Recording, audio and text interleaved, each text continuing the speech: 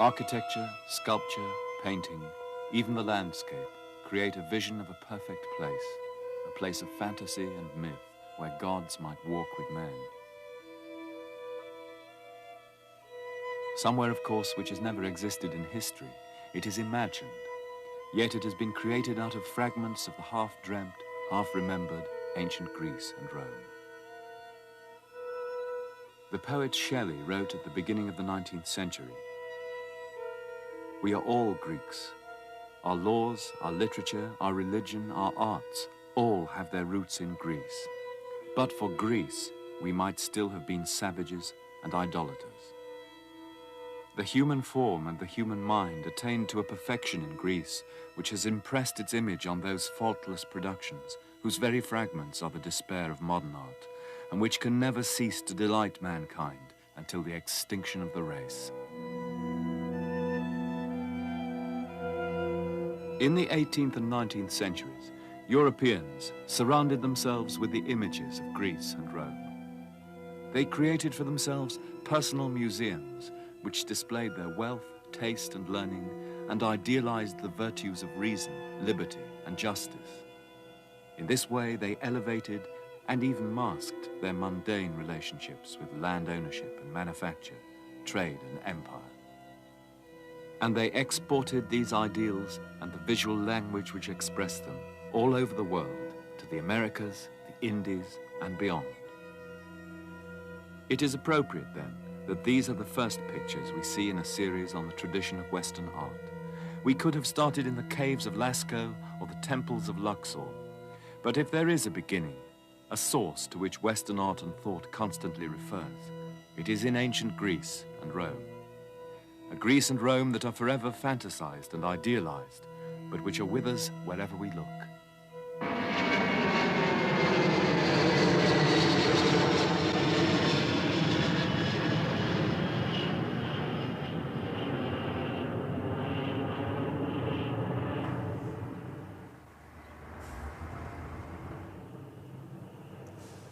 More than 200 years ago, when the founding fathers of the United States were building their new capital here in Washington, they searched for a visual style which would embody their democratic ideals. And they found it in Greece and Rome, in a style which for them, as still for us, embodies harmony, order, and freedom. And from that day to this, the West has built its temples to liberty and justice, and to money and power, in the Greek and Roman style. You can see it in Trafalgar Square in London and in Leningrad in the Soviet Union. At the root of the Western tradition, in architecture, in painting, and in sculpture, is the classical legacy. It's so ingrained in our way of seeing things that most of the time we don't notice when we use it in TV, in commercials, in magazines, in the coins in our pocket, even in a classical head on our credit card. And many of the uses to which we put it no doubt would astonish people from the ancient world. But if an ancient Greek could time travel down to our time and be here now, he would recognize this around us. He would surely feel that in some sense, the West is heir to his civilization. The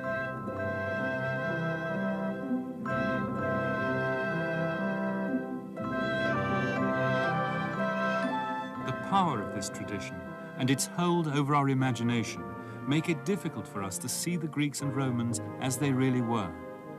The Athenians of the 5th century BC, the builders of the temple at Sunion, are often portrayed as superheroes, the creators of democracy and a perfect society.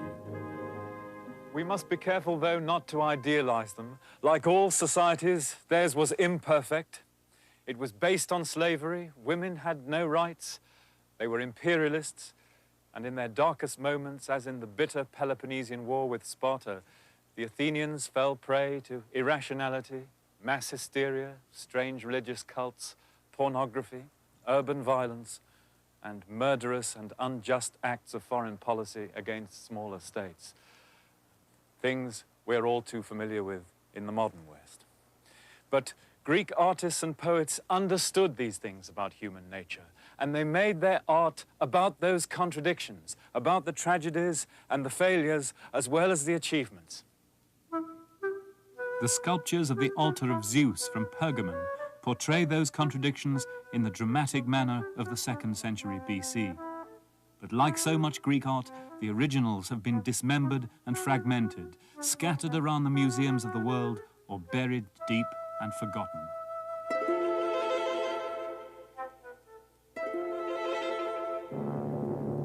Some works are wonderfully preserved on the site of their origin, but most have been broken and bleached by time. It takes imagination and study to piece together these fragments and try to see them again in the context of the society in which they were produced. Who made these images and objects? For whom and why? What was in the artist's mind and in the patrons, and how were they seen by the surrounding society?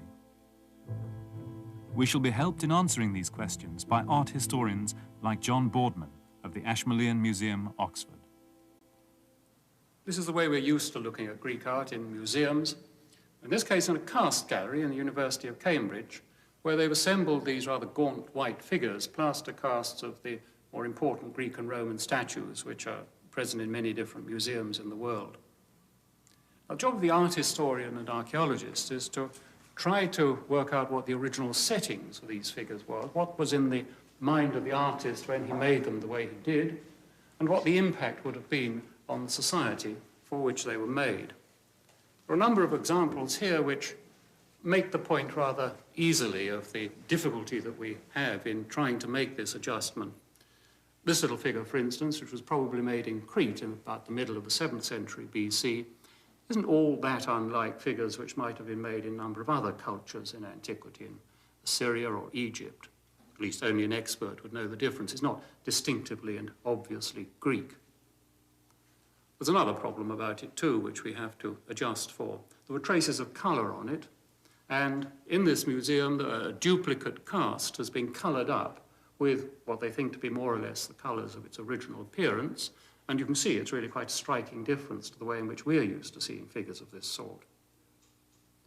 If we move on about 100 years to another figure, and one of the important characteristics of Greek art is the extremely rapid development of style, we find something which is considerably more realistic, still very formal, rather stiff, but quite unmistakably Greek.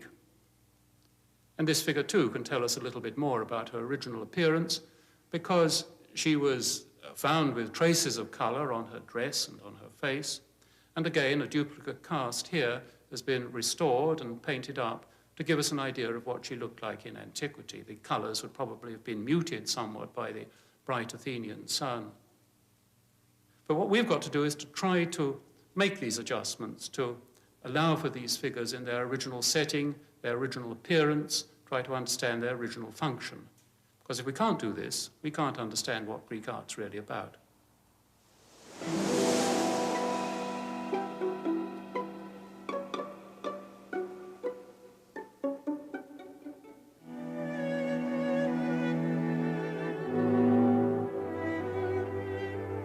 The art we recognize as Greek was produced in the millennium between 2,000 and 3,000 years ago.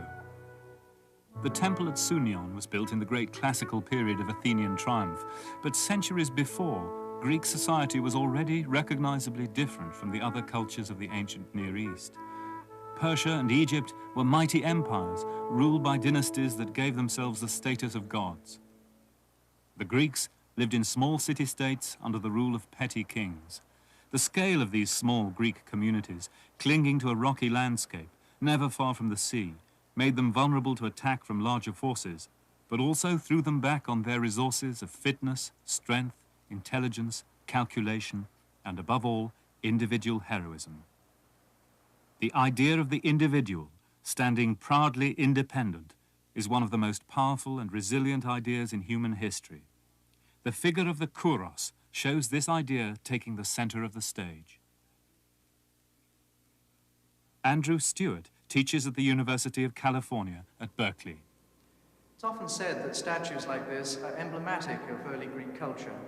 I think they are, and I think they are for 4 reasons. The sculptor has taken the statue's clothes off, convinced that man is the measure of all things. He allows him to stand free and proud, allows your eyes to roam unobstructed across his body. He's autonomous. The sculptor has stripped away the back pillar and the screen between the legs of the Egyptian statues that were his predecessors, and has allowed him to walk forward in three-dimensional space. He's beautiful. He's also youthful. The sculptor has chosen that period between 18 and 21 that the Greeks believed was the prime of one's life, the acme of one's existence on this earth.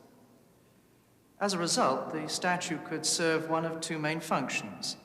It could be offered to the gods, particularly to Apollo, the epitome of this youthful ideal projected upon the heavens, or it could stand above the grave of a man of any age, reminding his descendants of that time when he was in the prime of his life, standing youthful, proud, autonomous, beholden to no one, the measure of all things. The male figure, naked, proud, idealized, did have a female equivalent in the Kore. She too is beautiful, but she is serene rather than heroic. She's clothed and static, not boldly striding forward like the male.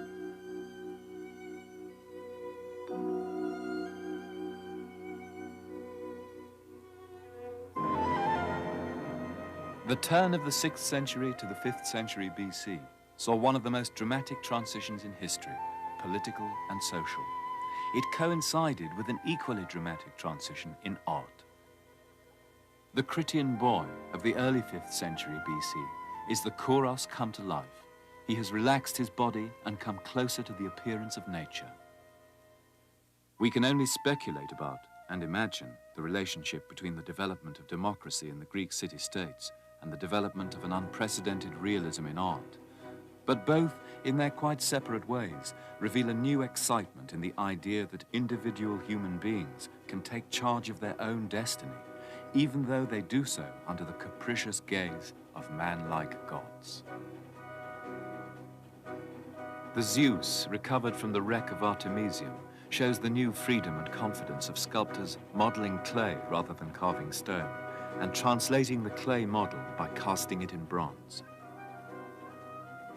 The Zeus describes his power by reaching his hand far out over his realm, brandishing his thunderbolt, gazing unwaveringly towards the horizon. He stands like an icon of divine power. It tells us that Zeus is king of the universe, that his power is infinite, that he is a supremely poised being by comparison with the hubbub and turmoil of man's life on Earth. The fact that his physique is no different from that of an athlete or a hero of the same time is simply a continuation of the standard Greek notion that the gods are made in human form, that you project your own notions of male beauty onto the heavens.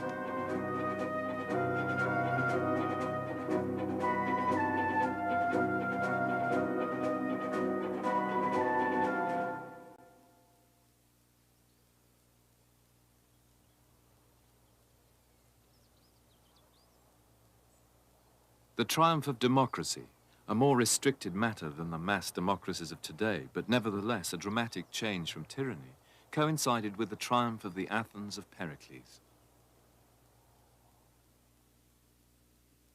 Pericles was not a tyrant, but a leader chosen by the Athenian citizens as their representative. He led Athens through a period of reconstruction after the wars with the Persians, wars which had left Athens in ruins, but finally rid of its great enemy and at the head of a league of Greek city-states. The mid-5th century BC was the period of Athens' greatest influence, not only on the Greek world at that time, but on subsequent history. The most impressive and evocative monument to that influence is the Acropolis, the citadel which still dominates Athens. Pericles used the resources, or some contemporaries argued, abused them, to rebuild the Acropolis and crown it with the Parthenon. The bold simplicity of the building, with its strictly harmonized repetition of the most basic geometric shapes, has had an unparalleled influence on the architecture of the world.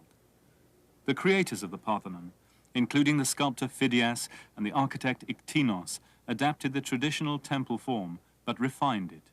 They created an impression of subtlety and lightness despite the scale of the building and the massiveness of its marble surface.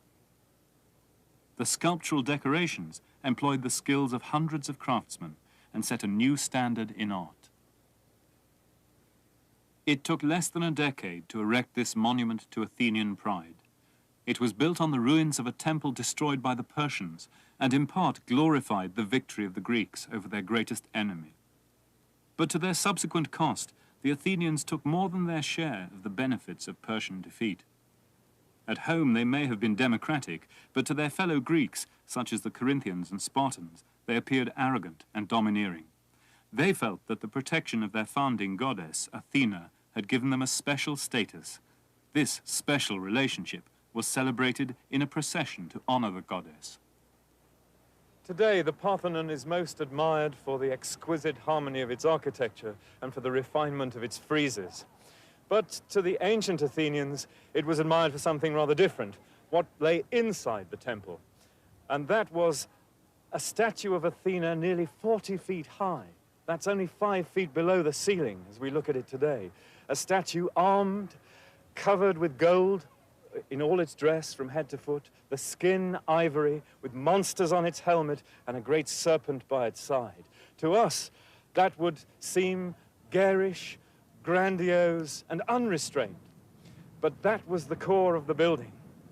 And if you put yourself in the position of an ancient Athenian, perhaps coming from the Panathenaic procession, in the broad daylight, the blue skies and dazzling light of an Attic August, and then going inside that building, we can imagine what it felt like to see that statue, as the eyes became accustomed to the gloom and saw the glitter of the gold, the jeweled eyes reflected in the pool below the statue.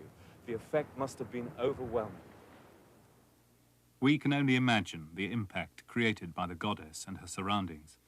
Our attempts to reconstruct the statue's appearance, like this one from the 19th century, can merely hint at the experience of seeing it in its dramatic context.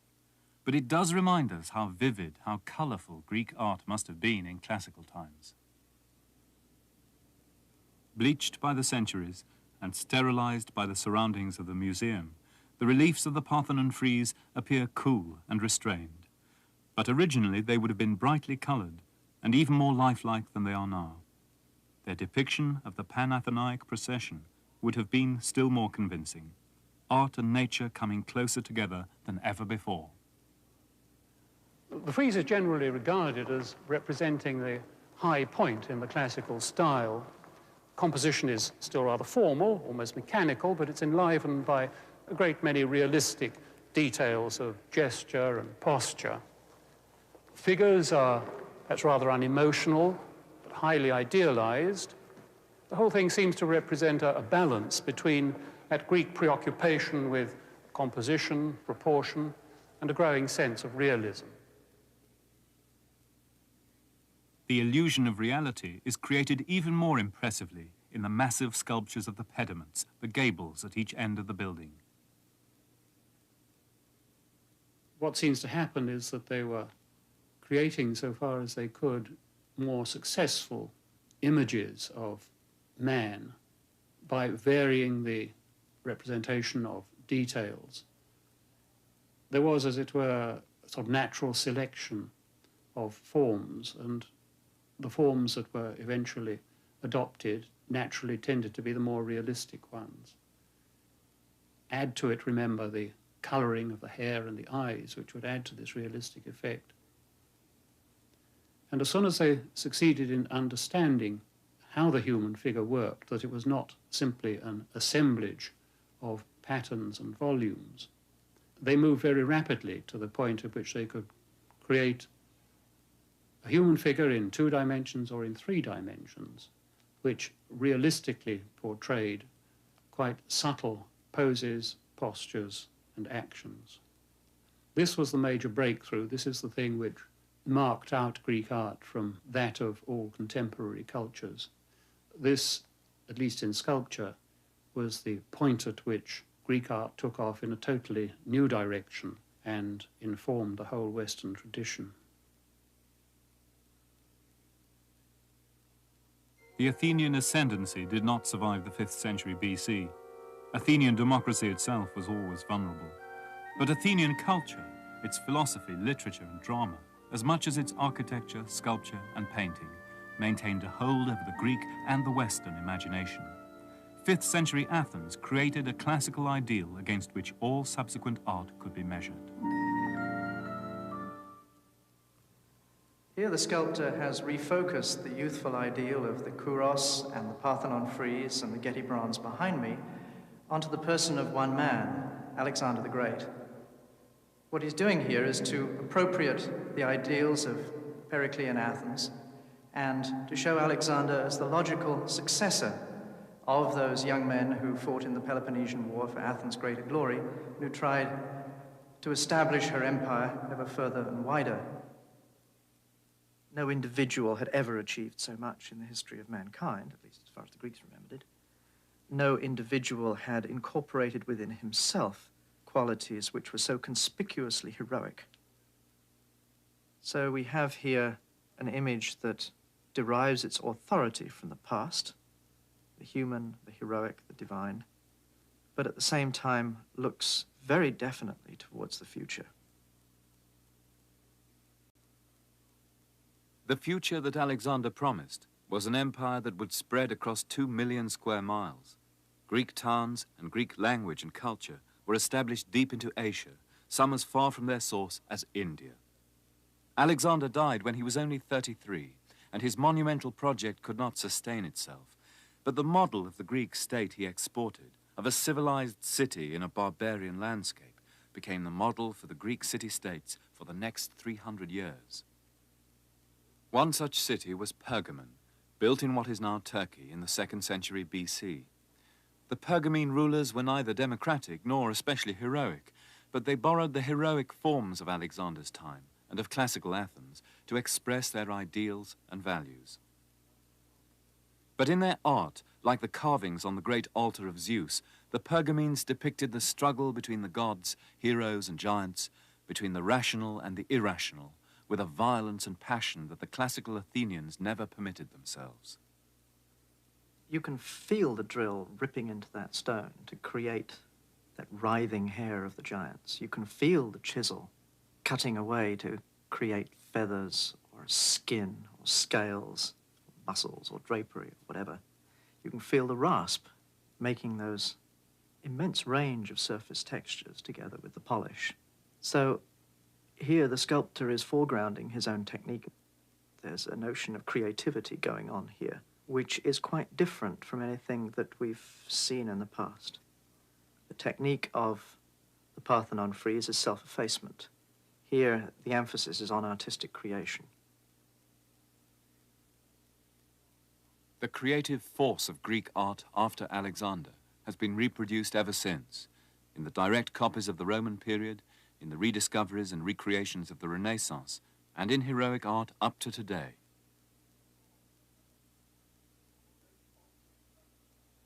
The great altar of Pergamon is one of the most impressive and characteristic monuments from ancient Greek culture.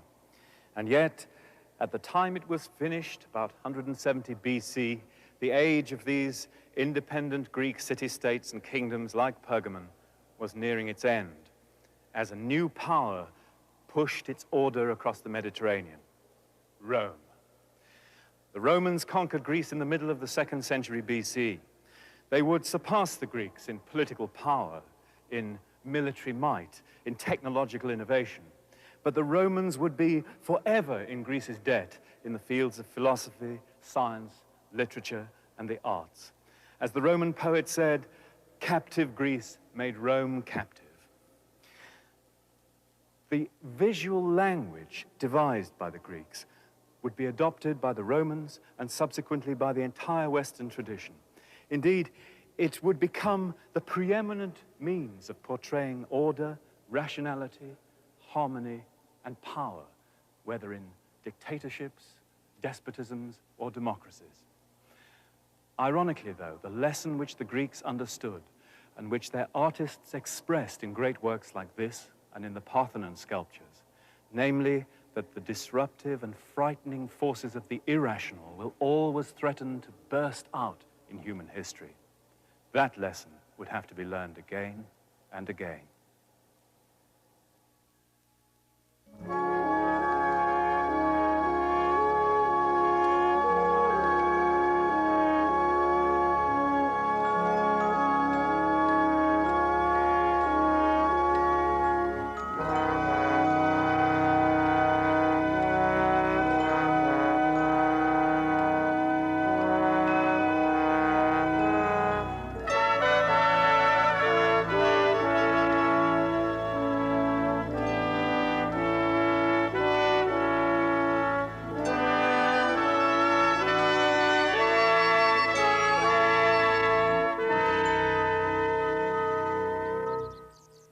Rome began here, a cluster of little villages strung over these hills above the marshy valley of the river Tiber.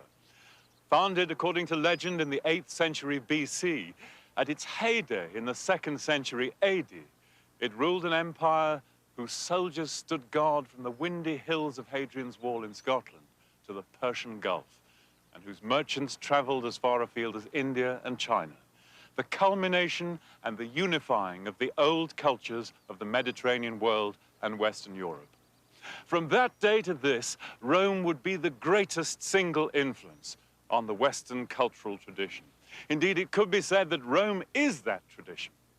It's not merely that Rome gave the West the Latin language, Roman law, Roman ideas on statecraft and on society. It was Rome which passed on to the West the artistic, philosophical, and spiritual legacy of ancient Greece, which Rome had conquered, looted, and then learned from. And it was Rome which would be the agency of transmission to the West of an obscure Near Eastern religious cult, which became the dynamic, motive force in Western society and spiritual life, Christianity. But Rome also gave the West a practical legacy. It's a legacy which Western people see every day of their lives, from Washington Square to Trafalgar Square. And that legacy lies in the realm of architecture, civil engineering, building, town planning. These were the Roman arts par excellence. And Roman thinkers came to view the goal of their empire as providing a peace in which those arts could flourish. It was Caesar Augustus who brought the first real peace to a Rome weary of continual war and internal strife. In 13 BC, the Senate celebrated his triumphant return from Spain by dedicating to him an altar of Augustan peace.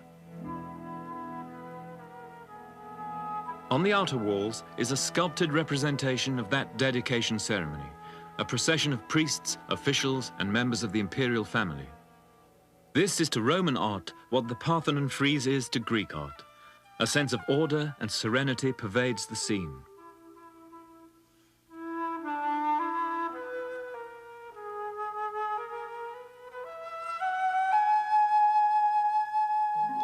At the head of the procession, between his two consuls, is the damaged but recognizable image of Augustus himself, dignified, though not yet deified. All the other figures are portraits too, such as Augustus' daughter Julia, later banished for immoral conduct, and her first husband, Augustus' minister Marcus Agrippa. Other reliefs celebrate the joy and fertility of nature in this time of peace.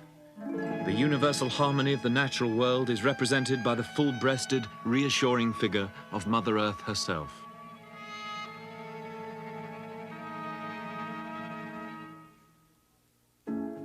The 100-foot-high column commemorating Trajan's victory over the Dacians shows the force required to keep the peace.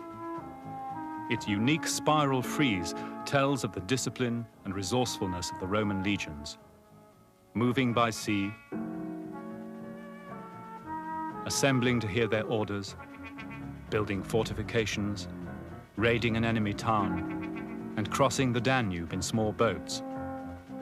The army is shown to be an awesome fighting machine, but there is no glorification of war itself, which is necessarily brutal and remorseless.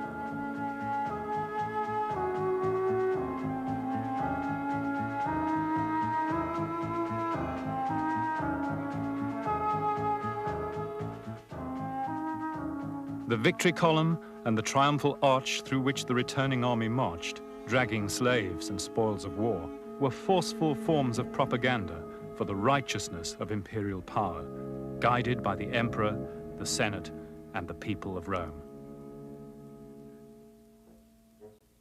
And it was the arch that was the basis of a revolutionary new architecture. The post and lintel system of the ancient world was limited in the space it could span and the weight it could bear.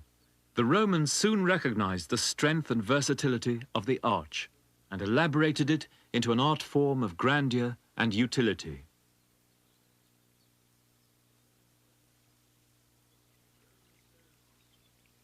Roman stone arches, like the ones supporting this bridge built across the Tiber in 62 BC, were constructed of wedge-shaped blocks. The blocks, wider at the top than at the bottom, are locked into place by a central keystone. The weight of the structure above compresses the stone blocks and is transmitted evenly from one to another on either side down into the ground. From the arch came a new conception of interior architecture. Extending the arch form through space in a straight line creates a tunnel or barrel vault. Curving the arch form through space, Roman engineers created an annular or ring vault.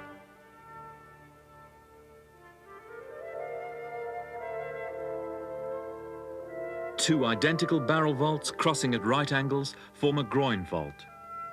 These dramatic intersections would find lasting expression in the great Romanesque churches of the Middle Ages.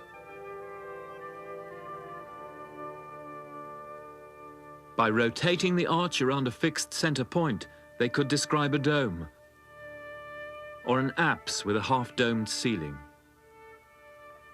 But the arch was only part of the story. It was an extraordinary new building material which made these fluid designs possible.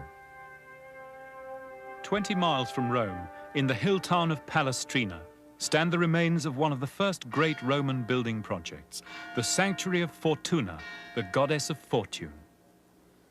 Much of it was hidden until a World War II bombing raid sheared away the later housing, revealing this gigantic conception.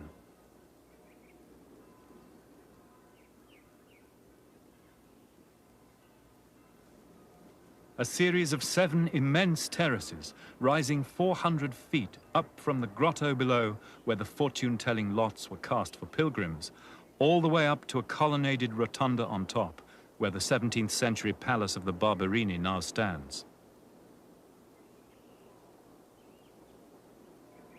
And the whole complex was aligned to look out over a breathtaking vista of plain and mountain, and with axial symmetry, the sea framed by the foothills of the Apennines.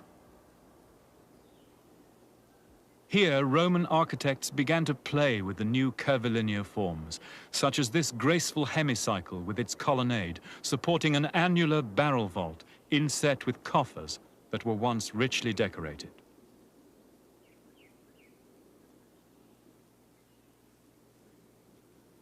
This amazing architecture was made possible by something which to us in the 20th century seems so commonplace it would hardly deserve comment.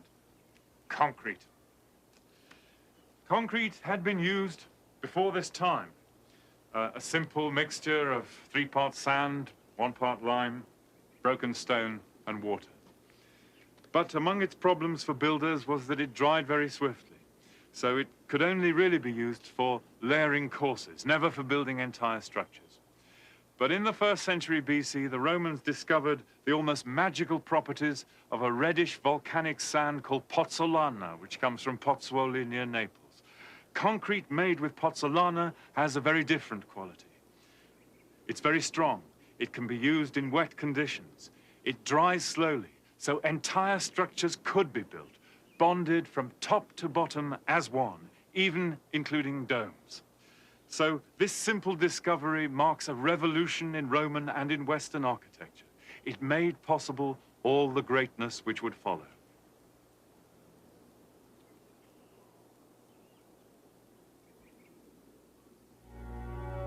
At the height of its imperial power, Rome was a sprawling city crowded with 1 million citizens and slaves.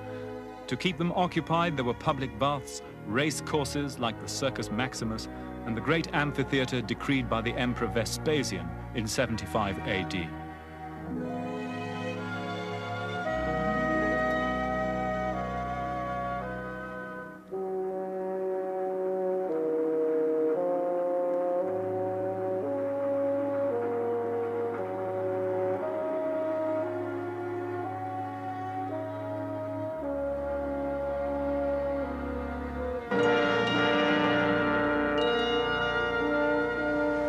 With its massive facade of superimposed arches, the Colosseum seems to express in stone the grandiose dreams of all empire builders. But it was a most functional building. Its gates numbered for ticket holders, its concentric vaulted corridors designed to funnel 50,000 spectators to their seats with maximum efficiency.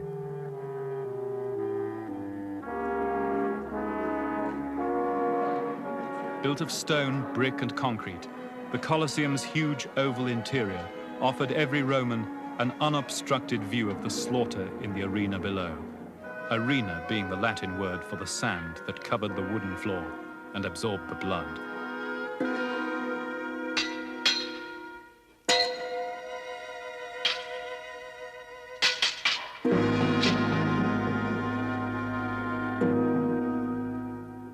Today, the Colosseum impresses us more as an amazing feat of architecture than as a work of art, though it strongly influenced the design of both Renaissance palaces and modern sports arenas.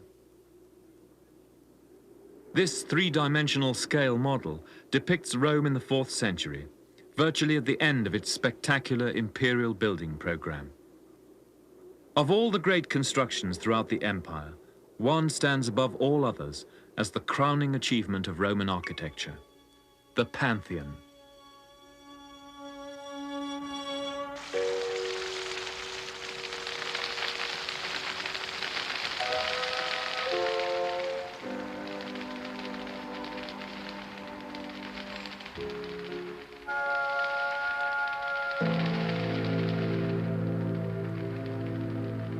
Fittingly, it is a work that expresses not the ugliness of our baser instincts, but our sense of wonder about worlds beyond our own. Who built the Pantheon and when was long a mystery. The Latin dedication tells us it was built by Marcus Agrippa, Augustus' son-in-law and consul. This, it turned out, refers to the first Pantheon on this site, a much more conventional temple. The answer lay hidden for centuries in the brick facing of the Pantheon's 25-foot-thick concrete rotunda. Archaeologists had found that many Roman bricks were stamped with the name of the consul in office when they were made. Almost all the Pantheon's bricks were made around 120 AD, revealing that its builder was the Emperor Hadrian, a man of passionately artistic sensibility and a particular love for architecture.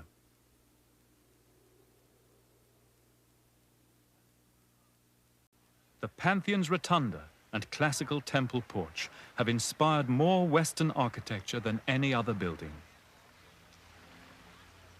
Each massive column is carved from a single block of Egyptian granite and topped by the flourishing acanthus leaves of the Corinthian order favored by the Romans.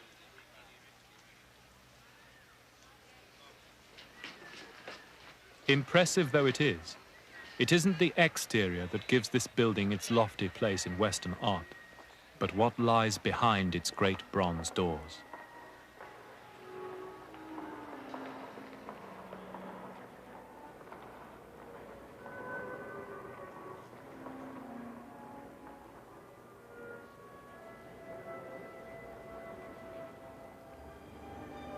With its opening to the sky, this was the world's largest dome for more than 18 centuries. 5,000 tons of carefully molded concrete, stretching across nearly 150 feet of space. The Greeks had created exteriors of exquisite harmony. It was the Romans who gave the West the grandly conceived interior. Now a church, this is the only major Roman building that survives intact. Pantheon means temple of all the gods, and their statues must have been placed in these temple-like niches where Christian saints now stand. richly decorated with colored marble brought by sea from quarries throughout the empire.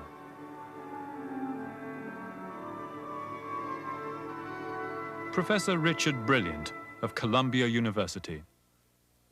In the 5th century, when the barbarians took Rome, they entered this building to despoil it of its treasures. The splendor of the interior stopped them in their tracks and thus preserved this glorious structure, this magnificent space, until our own time. Space gives content and form to this great building. What we see on the ground level is a great cylinder. The cylinder fuses or merges into the hemispherical dome that lies upon it. That fusion is so complete because the architect has shaped this interior both vertically and horizontally in such a way as to suggest that the building interior contains a perfect form, that perfect form known as the sphere. The paradox encountered in this structure is that space, so ordinarily thought of as being defined by architecture, instead defines architecture. The true substance of the building is space. As you can see, the coffers, meant solely to organize, to structure our visual experience, recede towards the oculus, culminating in that passage, not an escape, but a kind of communication between the interior space defined by this extraordinary building and the space of the cosmos that lies beyond. That cosmos is perfection. Perfection in the form of a sphere which has no beginning and no end.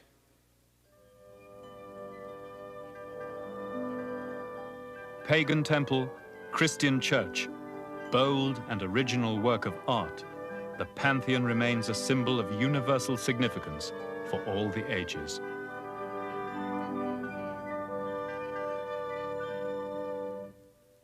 Hadrian's restless intelligence was also at work in the immense and inspired villa complex he built for himself near Tivoli. Like other emperors, he used the shaping power of concrete and vaulted architecture to enclose space in dramatic ways, to sculpt interiors that expanded rather than limited human activity, with an echo here and there of his enduring masterwork.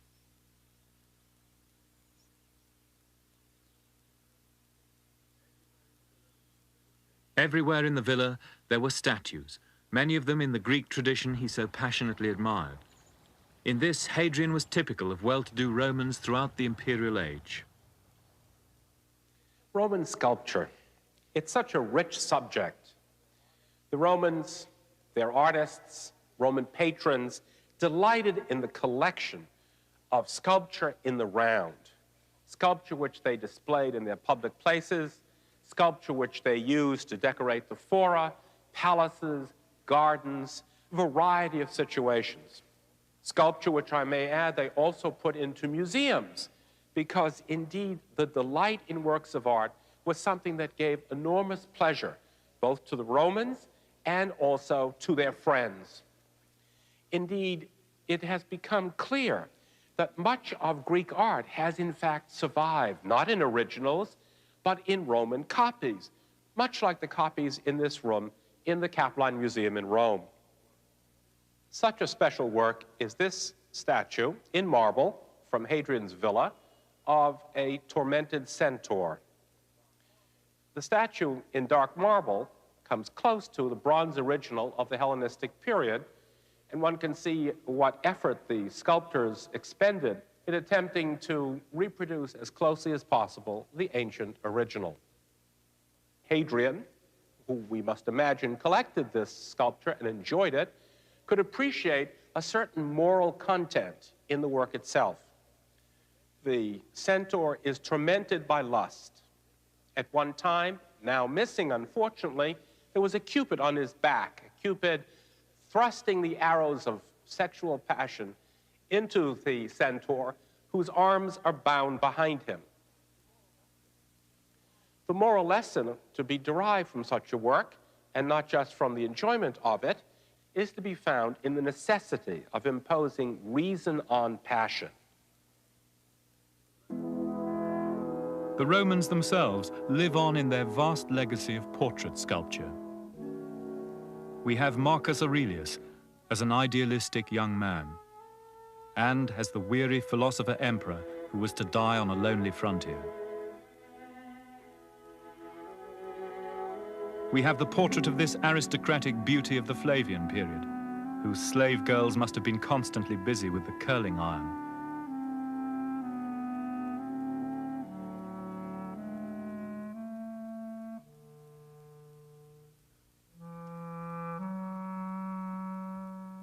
And by contrast, the flaccid hair and careworn expression of a woman in her declining years.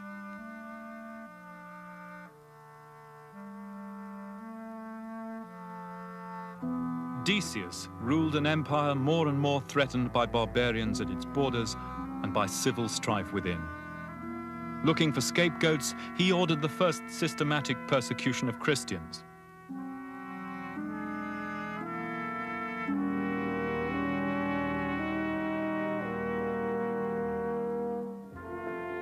A vision of the Christian cross was said to have inspired the military victory of Constantine over his rival for the imperial crown in the year 312. This colossal head is a portrait not of Constantine the individual, but of his divinely inspired power.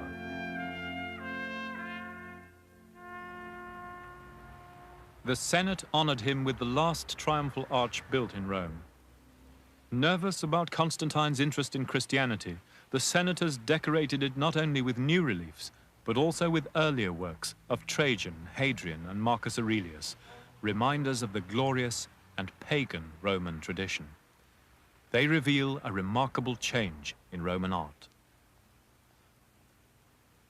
The dynamic compositions and ideally proportioned bodies of the reliefs from the time of Hadrian, whose head has been replaced by Constantine's, give way in the new reliefs to rows of puppet-like figures, static and without identity. Squeezed together as if for security, they seem to express the anxiety and authoritarianism of a troubled empire.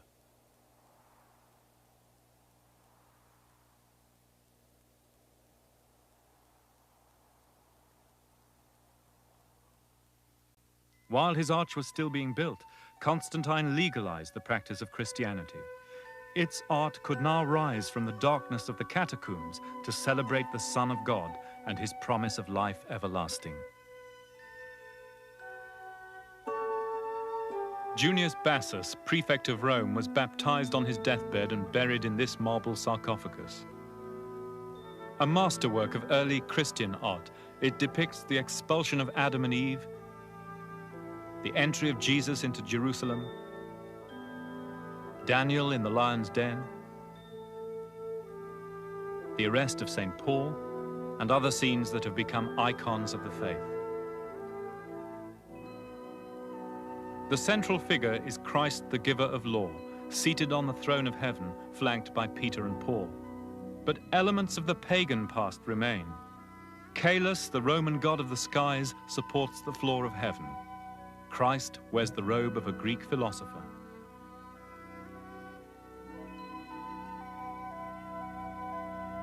And his beardless, youthful face bears more than a passing resemblance to pagan images of Apollo.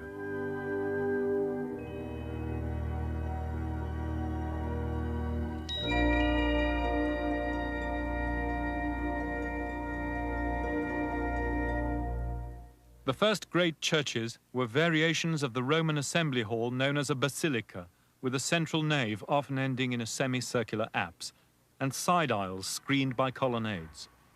Santa Sabina, finished in 432, is a particularly fine example of these simple but elegant early Christian basilicas.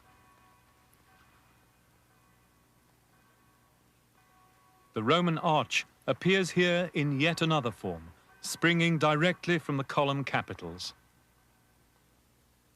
The insignia of the new Christianized empire, whose capital is no longer Rome but Constantinople, are placed with perhaps unconscious symbolism atop the Corinthian columns taken from a pagan building.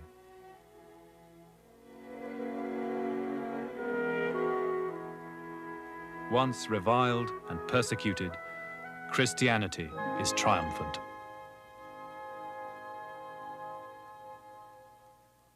Historians have argued about the causes of the fall of the Roman Empire ever since it happened, when St. Augustine wrote that the empire had been part of God's divine plan for the furtherance of Christianity through the world, and that the empire had now fulfilled its historical purpose.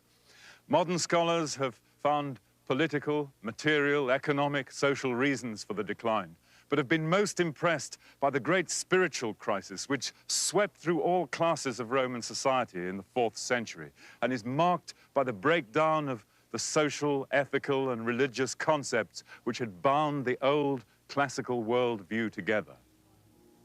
The Roman Empire had brought to its rulers inconceivable wealth, as we can still see today in its vast building projects. But the rights of individual people to moral fulfillment had never been met. So the rise of Christianity, the superseding of the great pagan temples of Rome, like this one of Antoninus Pius, by Christian churches, marks a fundamental shift in the Western story into the inner life, towards personal salvation.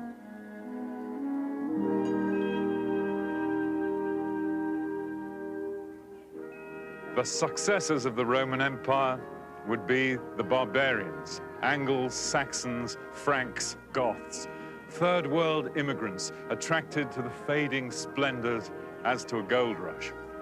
They received the Latin language and the Christian faith from Rome and assimilated Roman ideas of government to their own customary law. And there lies the key to the synthesis which will become the Western tradition, a synthesis of Greco-Roman, Judeo-Christian, and Germanic. And that synthesis would be achieved during the long struggles of the Dark Ages, which followed on the fall of the Roman Empire.